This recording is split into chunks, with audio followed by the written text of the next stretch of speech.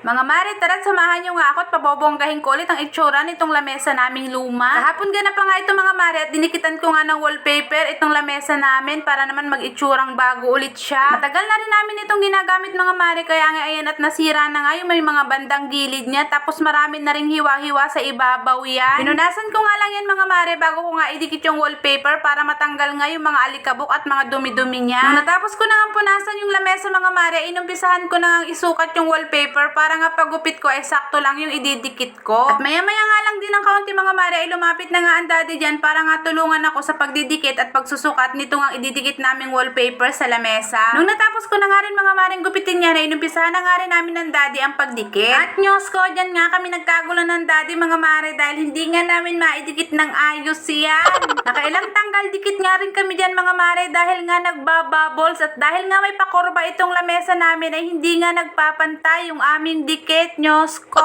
Pag naidikit na nga rin namin mga mare ay nahihirapan nga rin kaming tanggalin dahil nga napakadikit nitong nabili kong wallpaper. Napakaganda nga niya tapos ang ganda pa ng kulay para siyang marbles. At kahit nakailang tanggal dikit nga kami dyan mga mare ay hindi talaga namin yan sinukuan hanggang makuha namin yung tamang timpla. Timpla? Ano to? Kape? Charot. So by the way mga mare at nung nakuha na nga rin namin ng daddy yung tamang paraan ng pagdidikit ay naidikit na nga rin namin yung unang ididikit namin. Ay aroy ano bagat puro pagdidikit na lang nasabi ko din eh. So bagay nagdidikit naman po talaga kami ng mga oras na yan kaya puro pagdidikit ang maririnig nyo sa akin. Matagal ko na nga rin talaga mga maring binabalak lagyan ng wallpaper itong lamesa namin. Ngayon nga lang natuloy dahil ngayon nga lang ako nakaisip umorder nitong wallpaper at nakita ko nga na napakaganda niya kaya nga umorder na ako nito at ito nga ang inilagay ko dito sa aming lamesa. At konting story time nga muna tayo mga mare habang nagdidikit kami dyan ng daddy. Alam nyo ba na nabili ko lang sa halagang 600 yung lamesa ko na yan doon sa Changi dito malapit sa amin. 2017 ko pa nga ito mga mare nabili kaya nga nasira na rin yung mga gilid-gilid niya sa tagal namin ginagamit. Marami nga rin nagtatanong sa akin mga mare kung saan ko nga daw nabili itong lamesa ko na ito na bukod sa malaki na ay mura pa. Nung mga panahon kasi na yon marami nagtitinda dito niya ng mga pull out sa mall kaya mura ko lang siyang nabili. Siguro nga kung bibili ka ngayon ng ganitong lamesa at ganito rin kalaki ay aabot na rin ng 3,000 dahil yung maliit nga daw nito ay mahal na. Paano pa nga daw yung ganito kalaki kagaya nga nung ginagamit namin. At dahil nga wala naman kaming pambili ng bago ay gawa natin ng paraan para maging mukhang bago itong lamesa nga namin at napakaganda nga ng kinalabasan nito mga mare. At yun nga sa mga oras na yan mga mare ay tapos na nga namin dikitan ng daddy itong lamesa namin at tinatanggal-tanggal ko na lang yung mga bubbles kaya pinupunasan ko siya dyan ng basahan. Nasermonan pa nga ako mga mare ng daddy sa mga oras na yan dahil nga pinilit kong baklasin yung huli namin dinikit para tanggalin yung bubbles kaso nga dahil sobrang dikit ng nabili kong wallpaper ay hindi na nga siya mabaklas. At nung natapos ko na nga mga maring punasan at tanggalin yung mga bubbles ay ayan na nga yung kinalabasan ng aking dinikit na wallpaper sa lamesa ko. Talaga namang napakaganda at nakakasyala ang datingan. So paano mga mare, yun lang muna ulit sa ngayon at maraming salamat. Pa-like and pa-share na rin po.